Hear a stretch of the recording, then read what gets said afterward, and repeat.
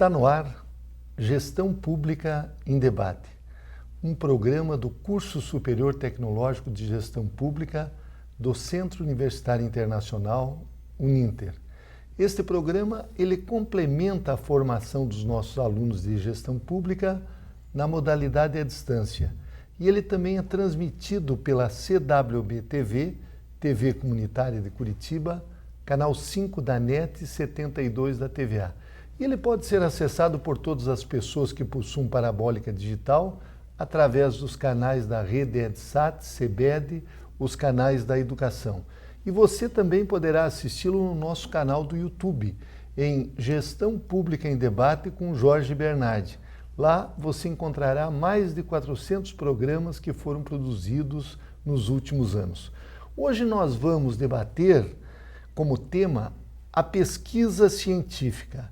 E para isso nós convidamos a doutora professora Márcia de Oliveira, ela que é doutora em Geografia, ela de formação é geógrafa, é mestre e doutora em Sociedade e Meio Ambiente pela Universidade Federal do Paraná. A professora Márcia tem pós-doutorado em Ensino Superior pelo Unicinos, a Universidade do Vale do Rio dos Sinos. Ela é a editora-chefe da revista Meio Ambiente e Sustentabilidade. E à minha esquerda eu tenho o professor Mário Alencastro. O professor Mário Sérgio Cunha Alencastro é professor universitário e pesquisador, tem formação original em engenharia e pós-graduado em administração e filosofia. Ele é mestre em tecnologia e doutor em meio ambiente e desenvolvimento. É autor de livros como Ética Empresarial na Prática e Empresas, Ambiente e Sociedade, Introdução à Gestão Socioambiental Corporativa.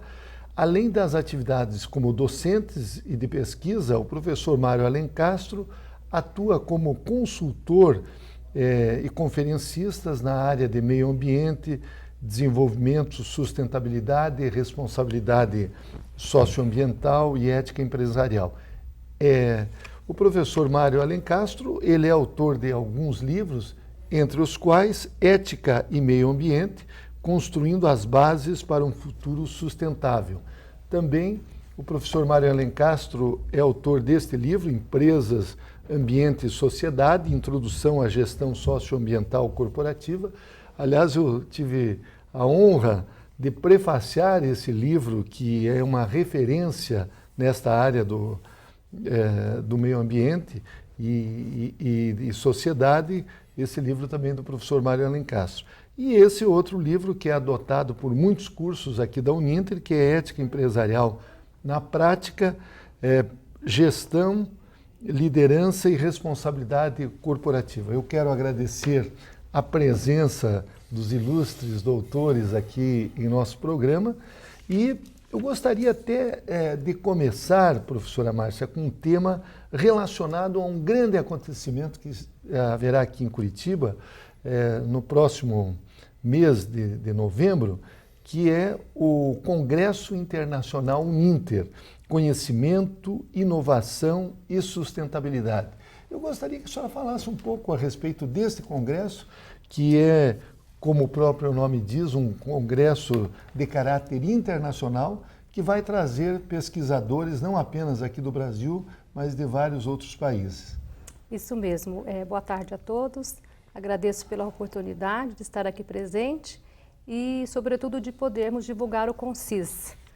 É isso mesmo, professor. Teremos aqui em Curitiba o primeiro CONCIS, Congresso Internacional Uninter, sob a temática Conhecimento, Inovação e Sustentabilidade. Ele vai acontecer nos dias 12 e 13 de novembro de 2015? Isso, 12, 13 e 14 de novembro de 2015. Sendo que no dia 12, o primeiro dia, o evento todo será no Hotel Bourbon, aqui no centro da cidade. E nos dias 13 e 14 de novembro, sexta e sábado, será no Edifício Moreira Garcês, bem aqui no centro. Que é no centro também. Exato. Agora, professor Mário Alencastro, o senhor que está organizando esse primeiro Congresso Internacional Uninter, eu gostaria que o senhor nos falasse dos objetivos desse congresso, como é que os nossos alunos, pessoas que não são alunos da Uninter, mas que também trabalham com pesquisa científica, como é que eles podem participar deste congresso, como se fazem as inscrições, quem são os palestrantes que estarão participando, enfim, o senhor nos desse uma panorâmica deste congresso que é, digamos assim, um momento único para a cidade de Curitiba por envolver tantos pesquisadores do Brasil e de outros países. Perfeito. Professor Jorge, agradecer mais uma vez a oportunidade de estar no seu programa, né?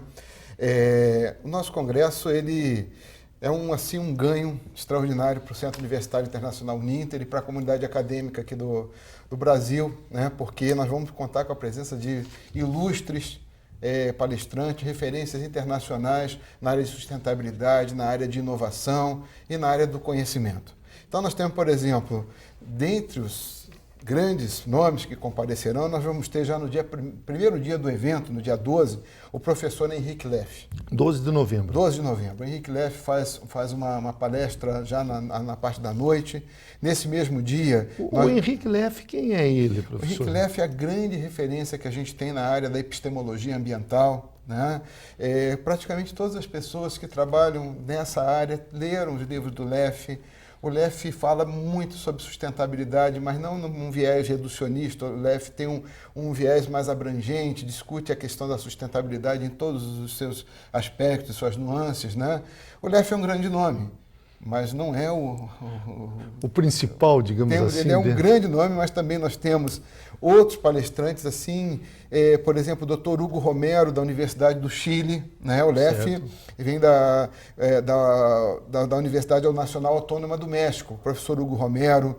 Nós vamos ter, ele vai falar sobre conhecimento, inovação e sustentabilidade. Nós temos aqui o próprio professor Hélio Gomes de Carvalho, que faz parte hoje do nosso corpo de professores e é uma referência nacional também na área de inovação. Nós temos o professor Vincent, né? Vincent, ele é francês, Vincent, eu não consigo, vejo aqui também da Universidade de Rennes, da França. Nós temos o professor José Carlos Barbieri, né, que também é outra referência que todos nós praticamente citamos, o professor Francisco de Assis Mendonça, o professor Henry do IPUR, lá do Rio de Janeiro, da Universidade Federal do Rio. Quer dizer, nós temos muitos nomes. Olha, eu passaria aqui à tarde citando essas referências. E como é que funciona, né? As pessoas poderão participar de várias maneiras. Você pode participar como ouvinte, não apresentador de trabalho. O ouvinte ele tem acesso a todas as atividades que nós vamos ter. Nós teremos as conferências, nós teremos mesas redondas, palestras, minicursos, oficinas, enfim, nós temos muitas opções. Mas você também pode participar na condição de apresentador de trabalho. Trabalhos científicos. Trabalhos científicos. E aí a gente já começa a fazer o link do nosso congresso com a questão da pesquisa científica desenvolvida pelo Centro Universitário Internacional Uninter. Por quê? O Congresso vem coroar isso. As iniciativas de pesquisa que vêm sendo construídas paulatinamente, passo a passo, e nesse momento nós chegamos, vamos dizer assim, a dar início à nossa maioridade. Nós hoje temos vários grupos de pesquisa registrados no CNPq, nós temos hoje a iniciação científica assim, a todo vapor dentro do centro universitário, nós temos o PIBID, que é a professora Desirê, que coordena, né? A professora Desirê, ela vestiu a camisa que o PIBID é o Programa de Iniciação à Docência, então o Congresso vai ser um momento em que os pesquisadores, vamos dizer assim, sênior, vão poder apresentar seus trabalhos, mas também teremos o que? A oportunidade de alunos da iniciação científica e da iniciação à docência também poderem apresentar seus trabalhos na forma de pôster e vai ser muito legal exatamente essa congregação de pesquisadores experientes e jovens pesquisadores da iniciação científica e do PIBID. Então, professora Márcia, eu gostaria que a senhora nos explicasse se um aluno da graduação, por exemplo, ele pode apresentar um trabalho científico nesse congresso internacional? Ou são só alunos da pós-graduação, lato sensu ou estrito sensu, mestrado e doutorado? e até quando que podem ser feitas as inscrições? Ok. Na verdade, é aberto para todos, né? Desde a graduação até o pesquisador, pós-doutor. E mesmo uma pessoa que não esteja estudando também pode se... Claro, pode se inscrever, sim. Como as inscrições são para ouvinte ou para apresentador, né? E isso está no site da Uninter? Isso está no site da Uninter, uninter.com/concis. Concis. Concis. E a data para as inscrições até o dia 26 de outubro, nós recebemos os trabalhos para apresentação, tanto a apresentação oral como a apresentação em pôster. Agora, tem uma expectativa de quantos pesquisadores estarão aqui em Curitiba, professora Márcia, já que o Centro Universitário Uninter é o Centro Universitário Internacional Uninter. Isso. E esse congresso ele tem justamente esse caráter internacional. Vêm pesquisadores da Europa, aqui da América. Isso Eu gostaria mesmo. que vocês tenham uma expectativa, porque já havia uma experiência anterior aqui de iniciação científica, né? Exatamente. Há mais de uma década já existia na instituição o enfoque, que era justamente para esse público da iniciação científica, para os alunos de graduação. Agora, em 2005, é que nós decidimos, com a nossa nova Pró-Reitoria de Pesquisa, avançarmos, então, no sentido de um congresso maior, aí sim o CONCIS, um congresso, né, internacional. Em relação à nossa expectativa, elas são as melhores. Tanto que, inicialmente, nós tínhamos pensado que o evento todo seria no edifício Moreira Garcês, lá na Boca Maldita. Maldita, só para os nossos alunos de fora, Isso. É o centro de Curitiba, ali na verdade é a Avenida Luiz Xavier, onde fica o principal campus da Uninter aqui em Curitiba. Exato, isso mesmo. É que para nós aqui é tão comum.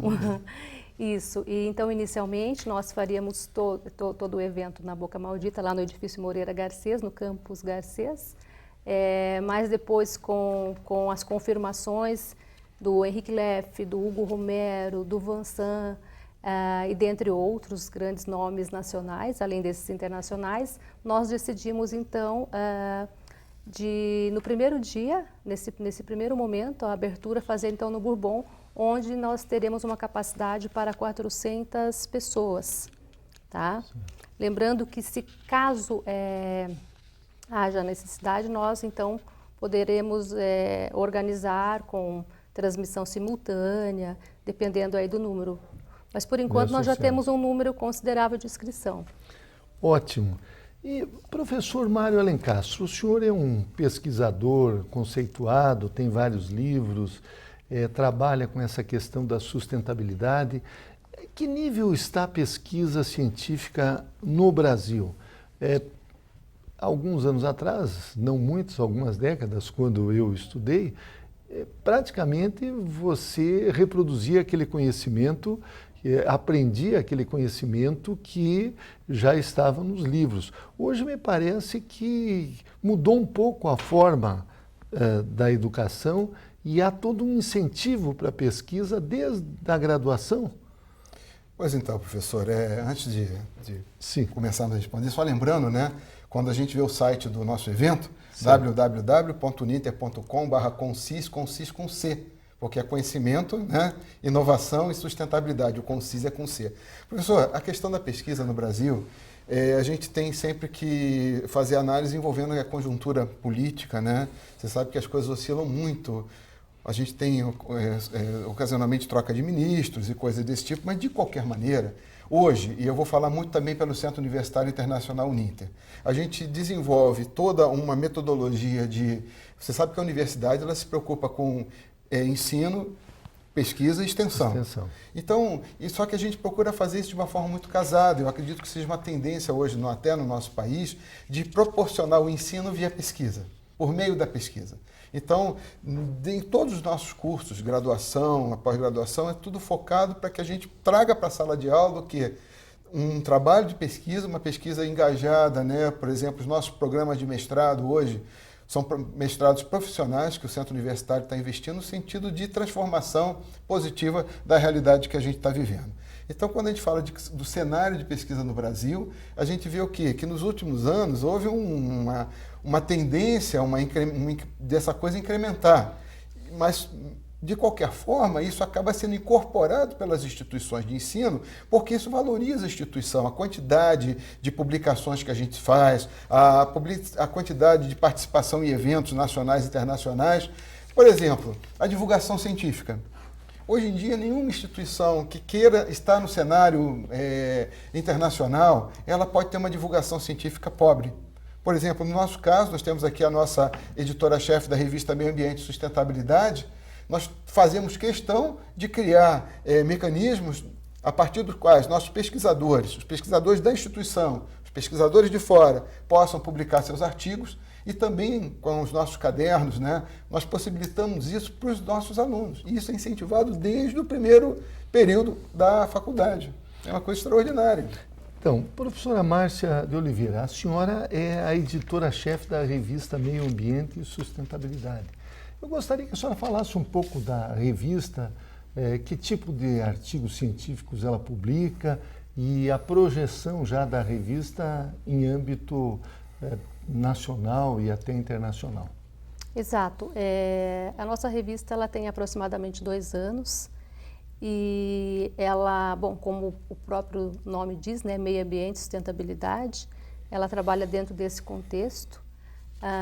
Claro que focando mais com as nossas linhas de pesquisa, tá? Direcionando mais para as nossas linhas de pesquisa que nós temos hoje dentro do nosso mestrado que está lá sendo avaliado pela CAPES, dentro da questão da gestão socioambiental.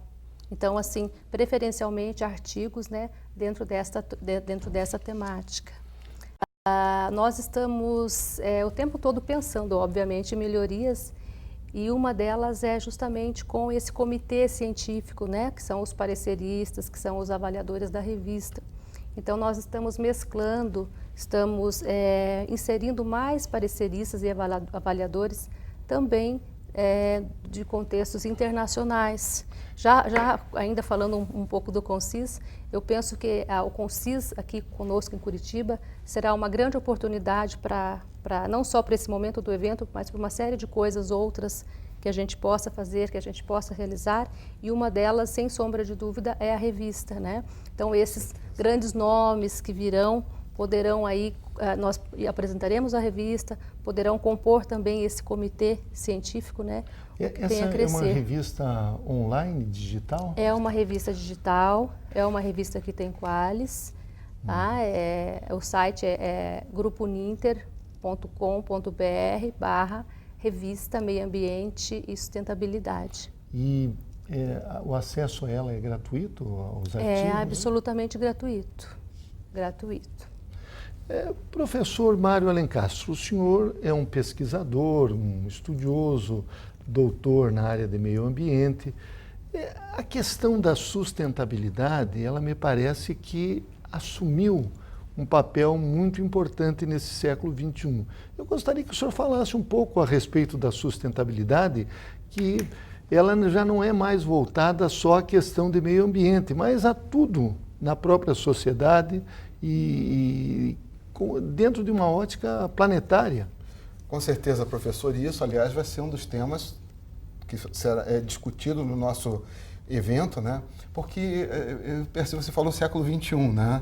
Eu me formei no século XX, e assim, bem para trás, né? E a sustentabilidade não era discutida com toda a profundidade, com toda a intensidade, pelo menos quando eu fiz faculdade. A gente sabe que essas discussões começaram lá em 1972, na primeira Conferência das Nações Unidas do Meio Ambiente, depois a Rio 92. Uma coisa assim que a gente gosta de chamar a atenção, e vai ser uma das grandes discussões do nosso evento, é que talvez hoje esse tema tenha caído num reducionismo. Se fala muito de sustentabilidade ambiental, sustentabilidade ecológica, econômica, sustentabilidade social, e outros aspectos da sociedade, da sustentabilidade não são vistos. Por exemplo, a sustentabilidade espacial, a professora aqui da área de geografia pode falar um pouco mais sobre isso, a sustentabilidade cultural, a sustentabilidade política, então são aspectos que de repente não são mencionados e a gente fica naquele tripé da sustentabilidade como se isso resolvesse todos os problemas. Por conta disso, nós vamos puxar as discussões que aconteceram no nosso congresso, vão abordar a sustentabilidade num sentido mais amplo, né? Um sentido mais, assim, buscar a epistemologia, buscar se discutir sustentabilidade, uma sustentabilidade forte, uma sustentabilidade que abranja vários setores, várias participações, inserções da própria sociedade, né? A gente moramos aqui hoje em Curitiba, existe o mito da capital ecológica, né? Curitiba é uma cidade sustentável que se construiu em cima de uma história de equilíbrio, de preservação, de conservação de alguns recursos naturais, mas nós sabemos, por exemplo, que a nossa cidade em 2014 ela bateu recordes em termos de crimes violentos, né? E isso tem a ver com sustentabilidade também. As pessoas, às vezes, não compreendem que esse fator da sociedade, a qualidade de vida das pessoas, está ligada à questão da sustentabilidade. E quando se fala em sustentabilidade de uma maneira reducionista, a gente fica muito preso a alguns clichês e a gente sabe que, hoje em dia, isso precisa ser discutido de uma forma mais ampla e muito mais abrangente. Correto. Agora, já aproveitando, a professora Márcia de Oliveira, o professor Mário Alencastro falou da sustentabilidade espacial. A senhora, como geógrafa, me parece que a geografia ela estuda os acontecimentos no espaço, Exato. Enquanto que a história estuda os acontecimentos no tempo. Eu gostaria que a senhora falasse um pouco dessa questão da sustentabilidade espacial. Quando o professor Mário até abordou a sustentabilidade espacial, eu já imaginei a estação espacial circulando ao redor da Terra, todo o lixo espacial que nós temos aí, mas me parece que ele quis dar uma outra abordagem a esse tema, né? Isso, eu penso que sim. Bom, dentro da geografia, nosso foco de estudo principal é o espaço. No entanto, é esse espaço geográfico como um todo, que inclui também esse espaço atmosférico. Dentro do contexto da sustentabilidade, nós temos aí, um tema muito complexo, né? Na verdade, a sustentabilidade como um todo. Então, nós preferimos falar, assim, inicialmente, aqui de forma introdutória, a questão das ações sustentáveis. Tá? Que talvez seja um pouco mais fácil de entender. Eu gostaria que a senhora explicasse, já que os nossos alunos de gestão pública, os nossos assinantes, há um interesse muito grande por ter esses conceitos, porque são, como disse o professor Mário, situações novas que as gerações do século XX, como é o nosso caso, né, professor Mário? Nós temos dificuldades de entender esses novos conceitos. Claro, claro. A sustentabilidade por si só, de forma muito simplificada, muito sintética, ela seria algo em que nós conseguiríamos viver sem precisarmos, por exemplo, de comprar, né? de consumir ao extremo. Nós seríamos autossuficientes em termos de moradia, alimentação, vestimenta, enfim. Então, hoje, né, no século XXI, com todo esse contexto, né, de mundo, né, de que nós estamos passando aí dentro dessa situação de mudanças ambientais globais, diferente do que a mídia fala de mudanças climáticas globais, eu penso que nós estamos num contexto bem maior, porque o clima ele é um dos integrantes dessa questão ambiental que é maior. Então, eu prefiro falar de mudanças ambientais globais. Hoje é mais fácil para nós falarmos então em ações sustentáveis. Essas ações sustentáveis, como o próprio professor Mário disse, tem aí cunho político, econômico, social, socioambiental, né? E no caso espacial, por exemplo, na questão do espaço, pensando numa escala menor como Curitiba, a gente poderia falar de projetos que existem com ações socioambientais em locais específicos, como nos bairros da periferia, né? Esses dias em sala eu comentava que o conceito de periferia, que nós tínhamos no século XX era que a periferia é aquilo à margem do centro, né, mais distante do centro da cidade, e que morava sobretudo pessoas com situação socioeconômica menor, né? Mas hoje em dia nós vemos que essa realidade mudou um pouco quando a gente para e pensa na nossa realidade aqui urbana, aqui em Curitiba, quando a gente vê a Vila Zumbi e vê o condomínio Alphaville do lado. Então é um choque, né, socioeconômico muito grande, e aí é um momento que a gente pode até pensar que esse conceito de periferia que nós tínhamos hoje, talvez ele não tenha mais sentido diante das configurações atuais, né? Só para explicar para os nossos alunos de outros estados, a Vila Zumbi é uma ocupação irregular que existe no município de Colombo e faz divisa com o município de Pinhais, onde tem um bairro de classe média alta chamado Alphaville ou Pineville, nesse sentido, e que estão as pessoas ricas que vão morar naquela região. E a divisão entre elas é apenas geográfica, no sentido administrativo. Uma está no município e a outra na outra. Mas, professor Mário Alencastro, eu gostaria de perguntar para o senhor que trabalha esse tema chamado ética ambiental, voltado às corporações, aos líderes corporativos, à gestão. Eu gostaria que o senhor também nos apontasse um caminho nessa questão da ética ambiental. O que vem ser isso chamado de ética ambiental? Bom, professor Jorge, muitos filósofos diriam assim, não existe ética ambiental, existe ética, né? Mas a gente se parar para pensar, voltando aos primórdios do pensamento da filosofia da moral, que é a ética, voltando a Sócrates, Platão, Aristóteles, a grande pergunta que se fazia era como devemos viver a nossa vida, né? Então, essa é a grande questão da ética, né? Como viver e como viver bem a nossa vida.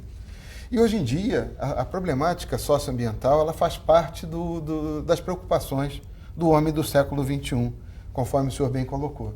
E a gente costuma dizer que a chamada crise, eu gosto de botar algumas aspas aí quando a gente fala de crise, eu digo a atual situação socioambiental do mundo, ela tem muito a ver com um processo civilizatório que talvez precise de ser repensado, né? Quando a gente repensa muitos autores dizem a crise ambiental é uma crise de civilização, né? E a gente tem que repensar a maneira de viver, a maneira de se colocar nesse mundo. A professora Márcia falou da questão do consumismo, né? A forma com que os padrões de produção e consumo praticamente inviabilizam, praticamente todas as ações de mitigação dos impactos ambientais são insuficientes diante da enorme demanda que a gente tem de recursos naturais para poder continuar com esse padrão de produção e consumo, que é um padrão também excludente, nem todos fazem parte dessa sociedade. 2/3 da humanidade vive em condições de qualidade de vida muito precárias. Então, quando a gente fala de ética ambiental, não é que a gente esteja inventando uma nova ética, é puxar as discussões éticas, né? As discussões do como viver essa vida nesse pequeno planeta, né?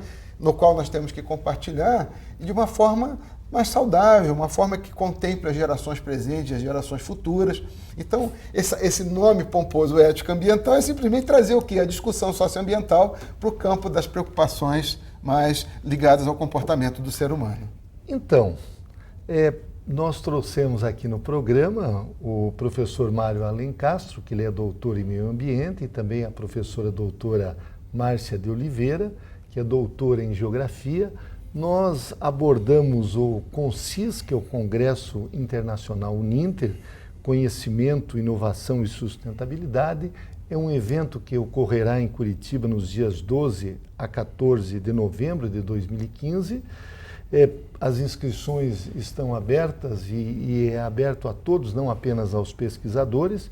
E o tema do nosso encontro foi pesquisa científica. Eu quero agradecer muito ao professor Mário Alencastro.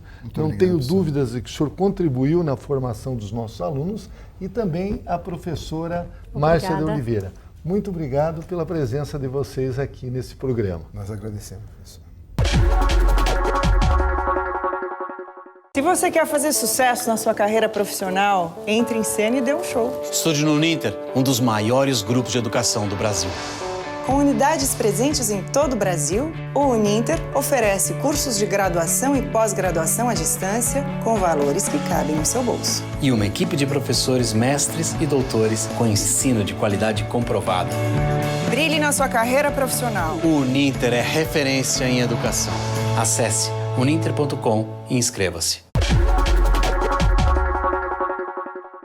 Retornamos com Gestão Pública em Debate, um programa do Curso Superior Tecnológico de Gestão Pública do Centro Universitário Internacional Uninter. Este programa ele complementa a formação dos nossos alunos de gestão pública na modalidade à distância. E ele também é transmitido pela CWB-TV, TV Comunitária de Curitiba, canal 5 da NET, 72 da TVA. E ele pode ser acessado por todas as pessoas que possuem parabólica digital através dos canais da rede EdSat, CBED, os canais da educação. E você também poderá assisti-lo no nosso canal do YouTube, em Gestão Pública em Debate com Jorge Bernardi. Lá você encontrará mais de 400 programas que foram produzidos nos últimos anos. Hoje nós vamos debater o papel do vereador. E para isso nós convidamos o professor Rogério Rodrigues, presidente da Associação Brasileira de Câmaras, a Abracam, ele que é historiador, advogado, empresário, tem pós-graduação na área de Direito Administrativo e é fundador e presidente já há alguns anos desta entidade a nível nacional, que é a Associação Brasileira de Câmaras. Professor Rogério, eu quero agradecer muito a sua presença nesse programa. Eu gostaria que o senhor contextualizasse o papel do vereador no século XXI, ou seja, nesse período, nessa fase da nossa história pós-moderna, em que tudo está em mudança, em transformações, as coisas acontecem com uma rapidez muito grande. E qual é o papel do vereador que está aqui no nosso país desde o século XVI, ou seja, desde 1532, quando foi instalada a primeira Câmara na cidade de São Vicente, no litoral paulista. Nós aqui de Curitiba estamos desde 1693, portanto há mais de 300 anos. Por favor, nos explique o papel do vereador nos tempos atuais. Em primeiro lugar, cumprimentar o ilustre amigo e professor Jorge Bernardi, que também é vereador, e como vereador é uma referência da Abracam a nível nacional. E dizer, em primeiro lugar, que o vereador, a vereança, vem do verbo verear, né? Significa a pessoa que vereia, a pessoa que zela, a pessoa que cuida dos interesses da sua comunidade. São os escolhidos, né? É um colegiado escolhido pela população para poder representar aquela população no Estado democrático de direito, né? Nós temos hoje o poder, ele é uno, mas porém dividido em funções, né? O poder judiciário com a função judiciária, o poder executivo com a função executiva e o poder legislativo, né? Com a função de legislar. E no contexto das câmaras municipais do Brasil, do poder legislativo municipal, eu sempre falo que é hoje a base da pirâmide política da nação brasileira, são as câmaras municipais, porque tudo aqui começa na cidade, as coisas acontecem no município, não é isso? Então o vereador é o político primeiro. Eu sempre falo que é o principal ator da política brasileira é o vereador, porque ele está em contato mais estreito com a população, né? Então ele é uma espécie de representante de primeira hora do cidadão, naquela aflição, naquele desejo, nas demandas do cidadão. O vereador é o primeiro político a ser procurado, né, para poder resolver qualquer uma daquelas demandas e aflições do cidadão brasileiro. E com isso, o poder legislativo, ele, evidentemente, ele tem perdido um pouco de sua força, né, porque hoje o poder está muito concentrado no poder executivo, né, o poder executivo que faz as coisas acontecerem, mas É evidente que a Câmara Municipal é que tem o poder de aprovar, de legislar, né? E, sobretudo, de fiscalizar os atos e ações do Poder Executivo para poder dar uma resposta à população se aqueles recursos estão sendo bem empregados, né? Então, o vereador hoje, ele precisa, e eu sempre falo que é o grande problema nosso hoje, Jorge, é o fato de que nós estamos, os vereadores do Brasil, às vezes, nos distanciando um pouco da nossa função precípua, a nossa função constitucional, que é a função de legislar, de fiscalizar e até de julgar as contas públicas e até de julgar o próprio mandato dos vereadores e do próprio prefeito municipal. E nós estamos nos enveredando por uma vertente de, às vezes, de assistencialismo, às vezes de ação social para resolver aquelas demandas que não é obrigação, que não faz parte das prerrogativas do mandato do vereador, né? Então o vereador acaba se transformando num agente de desenvolvimento social na comunidade e deixando de lado aquela função de fiscalizar e de legislar sobretudo, né? Agora, professor Rogério Rodrigues, o senhor tem vários mandatos de vereador no interior de Minas e teve até o senhor pegou o final do período autoritário aqui no nosso país. Agora, cada vez mais nós estamos percebendo uma preocupação na capacitação do vereador. Eu mesmo coordeno aqui na Uninter o curso de gestão pública já há alguns anos, desde a sua fundação, e hoje tem 3 ex-alunos meus que são vereadores de Curitiba. O senhor tem notado também essa preocupação que a sociedade está mais exigente, está cobrando do vereador uma ação mais efetiva? Agora, essa situação que nós estamos vivendo das novas tecnologias da comunicação, da informação, as redes sociais, isso está exigindo do vereador uma capacitação maior? Sobretudo, é evidente, porque, na verdade, o princípio da eficiência agora é um princípio constitucional, está ali no artigo 37 da Constituição Federal.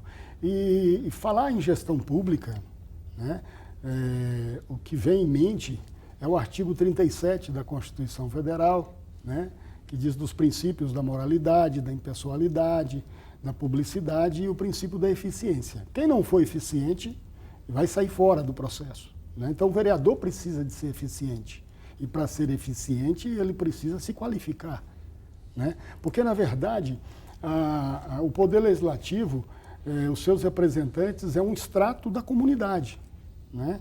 Então, ali dentro do Poder Legislativo, nós temos advogado, nós temos professor, nós temos o pedreiro, né? Nós temos o motorista, nós temos o sindicalista, nós temos uma série de representações que estão ali dentro da Câmara Municipal. E cada um deles precisa se qualificar. No entanto que agora, nós, em parceria com a Uninter, né, nós estamos aí ultimando, né, para poder lançar o programa, o curso de graduação em gestão legislativa. Exatamente. Né? Exatamente para que a gente possa qualificar os vereadores do Brasil e todos aqueles que trabalham na área de gestão pública. Por exemplo, você tivesse todos os vereadores graduados, certamente nós teríamos uma eficiência muito maior dentro das câmaras municipais. E, consequentemente, a população que iria ganhar com isso, né? Mas a qualificação hoje é preciso que a gente tenha ela como um fator principal para que a gente possa desenvolver um bom trabalho, porque é na vereança, né, a escola primária, não é isso? É o jardim de infância, é o pré-escolar de todo homem público que pretende galgar os degraus da vida pública.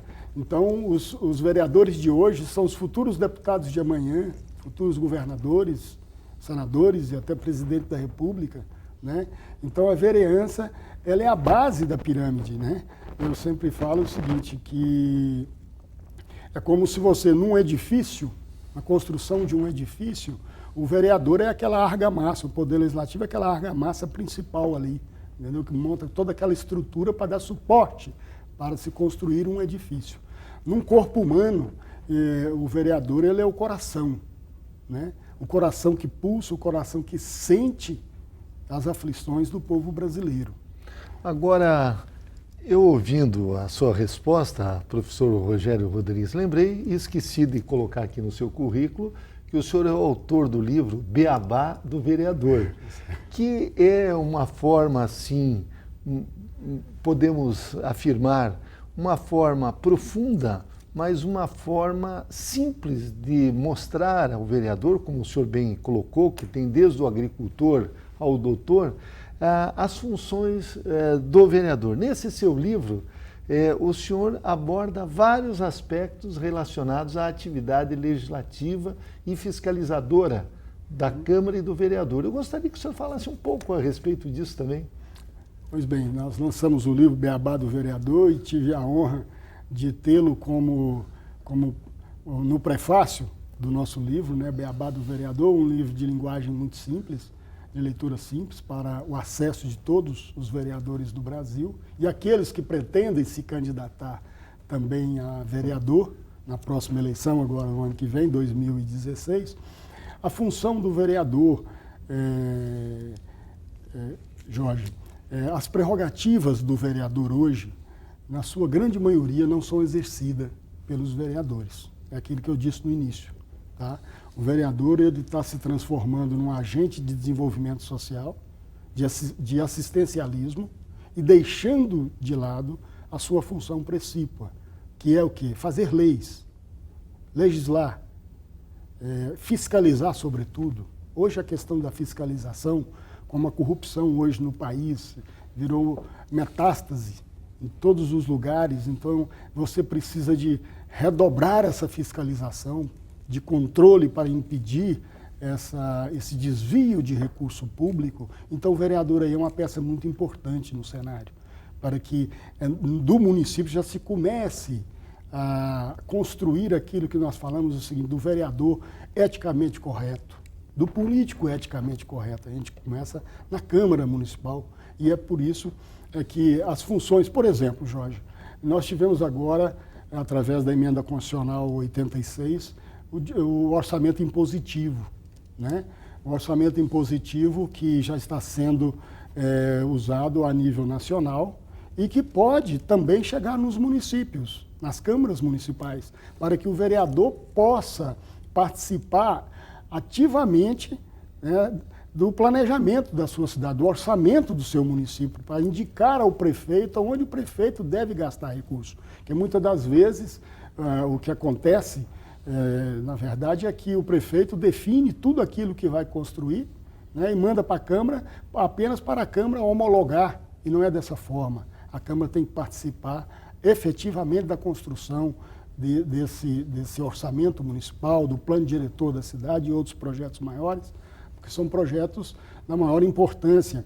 E quando se fala em orçamento impositivo, é o quê? O orçamento é o vereador ter um direito, ter uma verba da receita do município, para que o vereador possa indicar as obras e serviços que o município, que a prefeitura deve executar. E aí ele é impositivo por quê? Porque o prefeito é obrigado a executar aquilo que a Câmara aprovou, né? E hoje o orçamento, até então, era apenas autorizativo.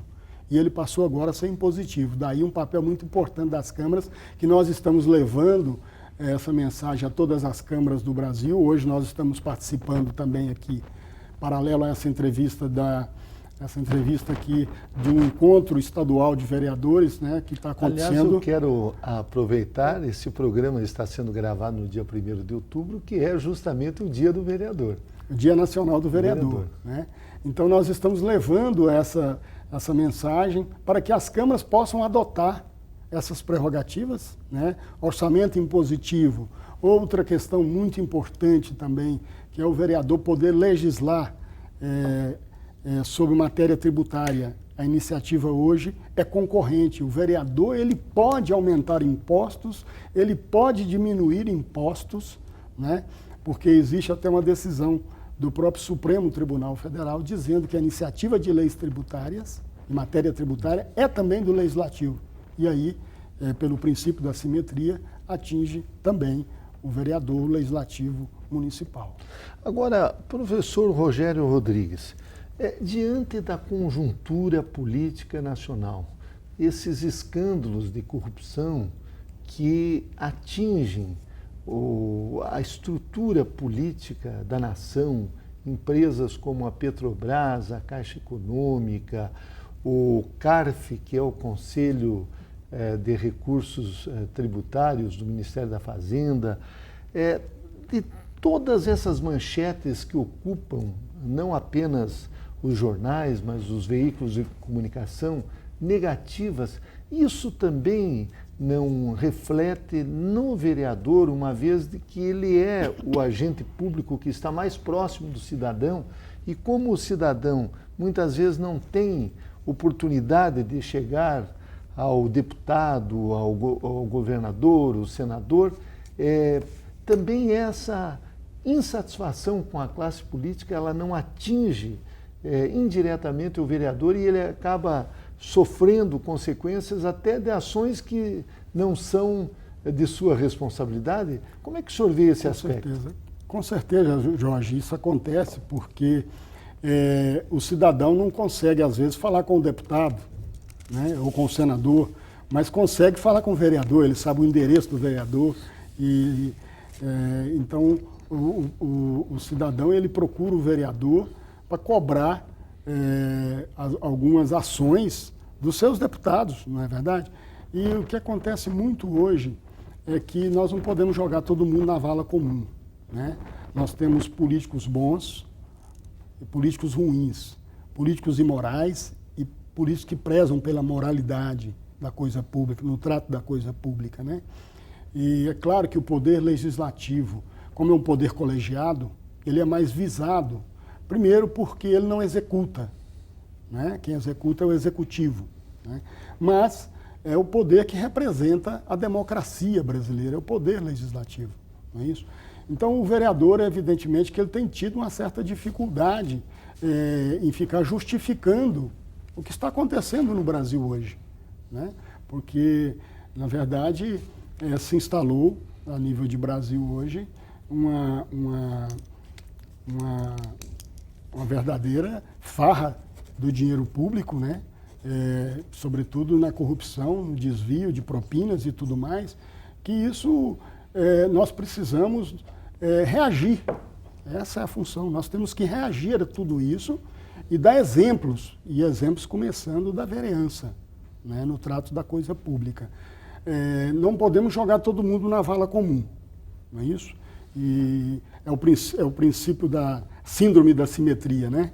Não é isso? Não é todos os políticos no Brasil que são corruptos. A corrupção, ela está impregnada em vários setores, está no esporte, está no poder judiciário, né? Ela está, então, em todos os setores. Não é só a classe política, não é isso? É claro que eu não estou defendendo aqui, eu estou defendendo aqui os bons políticos, aqueles que fazem política com ética, com moralidade. Eu acho que é dessa forma que a gente tem que dar a resposta. Fazer o nosso papel e um papel de cidadão também, né? De denunciar, de ir para a rua, de se manifestar. Essa é a democracia muito bonita por isso, né? Agora, professor Rogério, o senhor falou da competência legislativa do vereador, ou seja, do legislativo de um modo geral, a competência comum com o executivo de atuar no sistema tributário, ou seja, propor leis nesta área, sejam taxas, impostos, contribuições. Eu gostaria que o senhor fizesse uma análise relacionada às atribuições do município, porque a Constituição de 88, ela acabou dando muitas atribuições aos municípios e hoje, infelizmente, os municípios brasileiros, eles ficam em torno de 16% a 18% do total do bolo tributário nacional, enquanto que em torno de 30%, nem isso, quase 30%, ficam com os estados. E a União fica com a maior fatia deste bolo. Como é que os vereadores e os municipalistas, de um modo geral, eles podem atuar para que essa distribuição tributária seja mais equânime. Eu, há alguns anos atrás, estudei na França e os franceses reclamavam, porque lá em torno de 45% apenas do total de tributos ficavam nos municípios. Eles reclamavam porque na Inglaterra era 60%. Nós aqui não chegamos nem a 20%. Como é que o senhor analisa essa injustiça tributária com os municípios brasileiros? Esse é um fato e que prejudica muito os municípios brasileiros, o fato da concentração de receita está na mão da União. E o que preocupa mais ainda é que a União fica criando programas e jogando na responsabilidade, na execução dos municípios. Ela cria alguns programas, mas não dá a contrapartida do recurso financeiro para a execução desses programas a nível de Brasil, em todos os municípios brasileiros.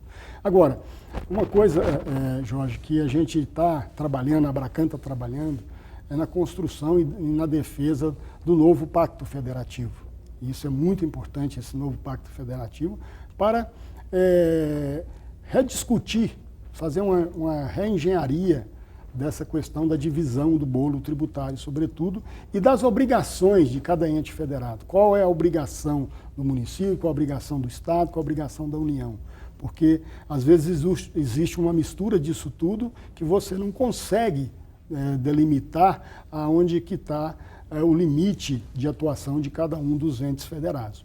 Então, hoje, a concentração de recursos é muito grande na mão do Poder Executivo, né, na União Federal, e através da CNM, da Frente Nacional de Prefeitos e a própria Abracan, nós estamos trabalhando para aprovar algumas medidas dentro do Congresso Nacional. Agora você viu bem que nós conseguimos aprovar mais 1% no Fundo de Participação dos Municípios, né? O governo esse ano já vai vir 0,5% a mais e no ano que vem mais 0,5%. Então a gente está conquistando com muita dificuldade, nós estamos ampliando a participação nesse bolo tributário. Mas você veja bem, por exemplo, como as contribuições hoje, COFINS e outras contribuições, não fazem parte do bolo tributário. Hoje a receita dos municípios, o fundo de participação, ele é proveniente do imposto de renda e do IPI. Quando o governo federal concede uma diminuição uma isenção de tributos ou diminuição do IPI dos veículos ou da linha branca de eletrodomésticos, atinge os municípios. A receita de imposto de renda e a receita do IPI diminui. E diminuindo, vai diminuir a receita também dos municípios. Então é você fazendo graça com chapéu alheio. Não é isso? É o governo fazendo dessa forma. Então, nós não podemos permitir isso. Nós estamos conscientes nesse movimento municipalista a nível nacional. A Abracan participa efetivamente para que a gente possa conquistar, né, esse pacto federativo que vem distribuir com mais justiça, né, esse bolo tributário, e os municípios que estão aqui na ponta têm a condição, os prefeitos sobretudo, de fazer mais alguma coisa significativa para a população.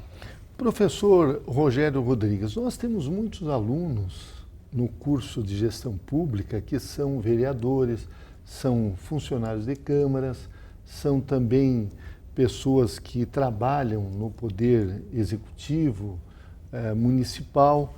Eu gostaria que o senhor nos falasse um pouco do papel dessa entidade que o senhor preside, que é a Associação Brasileira de Câmaras, da importância dela nesta visão não apenas das lutas em defesa das prerrogativas e atribuições dos legislativos municipais, mas também na capacitação dos seus agentes. O senhor já falou o curso de gestão legislativa que nós estamos implementando e deve iniciar no ano de 2016 aqui na Uninter, que é destinada aos vereadores e aos funcionários de câmaras, mas eu gostaria que o senhor também falasse do papel institucional da Abracan. A Abracan é uma entidade de representação institucional das câmaras municipais. Então, a Abracan representa as câmaras municipais, né? Então, nós temos hoje 5.570 câmaras no país e cerca de 57.377 vereadores, né? E a gente atua na defesa das câmaras, por exemplo. Há pouco tempo você viu que tinha uma proposta na Câmara dos Deputados, no Senado Federal especificamente, uma proposta de extinguir o subsídio dos vereadores, né, nos municípios de até 50 mil habitantes, não é isso? E nós trabalhamos muito fazendo um contraponto nessa situação, porque 90% dos vereadores do Brasil deixariam de ter sua remuneração, seu subsídio. E aí nós iríamos elitizar a política brasileira. Só seriam candidatos a vereador grandes empresários, né, pessoas bem aquinhoadas, que seriam eleitos vereadores e teriam condição de dedicar um cargo vereador sem remuneração. Hoje a remuneração, assim como os outros poderes, o Ministério Público, o Poder Judiciário e todos os agentes públicos têm a sua remuneração, e o vereador precisa de ter a sua remuneração, né?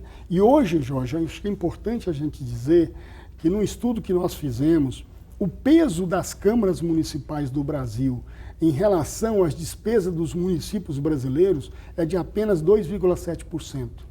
2,7% é o peso das câmaras municipais do Brasil em relação ao orçamento dos municípios brasileiros. Então, as câmaras não podem ser responsabilizadas pelas mazelas desse país. Então, nós fazemos, como representante das câmaras municipais, nós fazemos essa defesa intransigente em Brasília para não permitir. Nós queremos avançar mais, para que o vereador tenha um destaque maior e aumente as suas prerrogativas, sobretudo no campo da fiscalização, né? Que eu acho que é importante, porque, veja bem, o vereador ele tem que cumprir com a sua obrigação.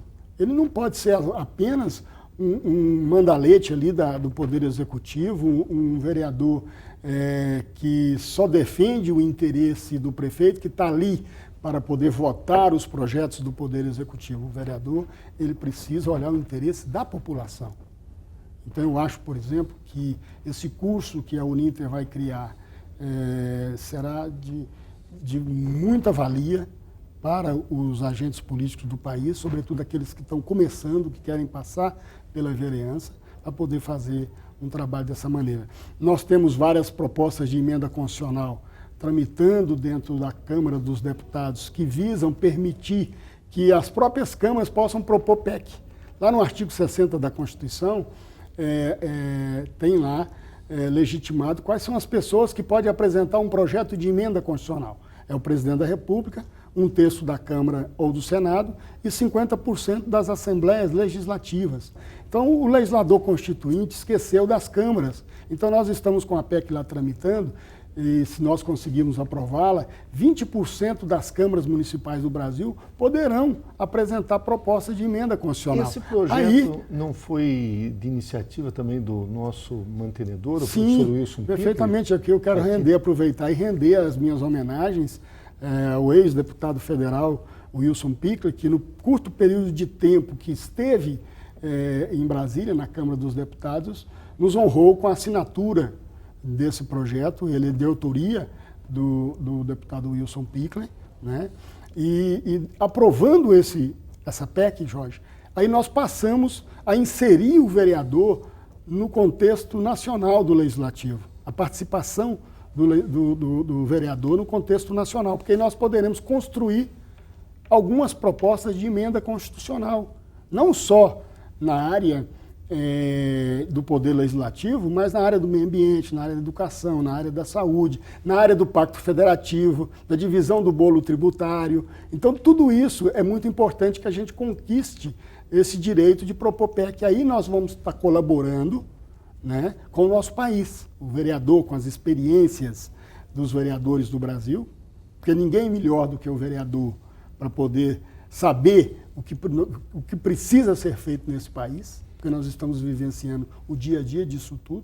Então a gente espera conseguir a aprovação dessas PECs para que a gente possa valorizar mais o poder legislativo, valorizar a figura do vereador, que é o principal ator da política brasileira, e às vezes é muito criticado o vereador, né? Mas é preciso que a população analise e enxergue o vereador como uma pessoa que está ali para poder defender o seu interesse na Câmara Municipal, para fiscalizar o emprego do recurso público, e o vereador que caminha nessa direção, Jorge, ele está cumprindo com o seu papel constitucional. Então, nós entrevistamos o professor Rogério Rodrigues, ele que é advogado, presidente da Associação Brasileira de Câmaras, e o tema foi o papel do vereador. Professor Rogério, eu quero agradecer muito a sua participação nesse programa e não tenho dúvidas de que o senhor contribuiu na formação dos nossos alunos. Muito obrigado. Eu que agradeço e agradeço a todos. Muito obrigado.